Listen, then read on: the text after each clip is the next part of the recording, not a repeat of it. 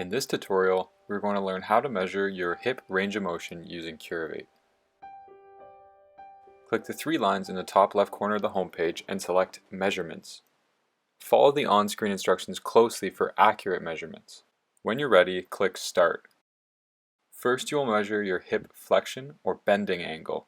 Lie on a flat surface and bend your hip as far as you're able to or allowed to based on your surgery. If you have an Android device, place your phone on your thigh facing upwards as shown.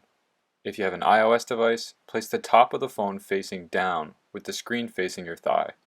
Press measure and hold still for 3 seconds until your device vibrates. Next, we will measure your hip extension or straightening angle. Lie flat on your back and feel for your pelvic bone on the front of your hip. Place your device screen side up, just above your pelvic bone on the side of your affected hip. You can press measure and hold still for 3 seconds. Remain laying on your back and move the device just below your pelvic bone, with the screen still facing upwards and the top of the phone pointing towards your knee. Press measure and hold still. You will now see your current hip flexion and extension angles. By clicking View Graph at the bottom of the page, you can see your progress over time on your achievements page.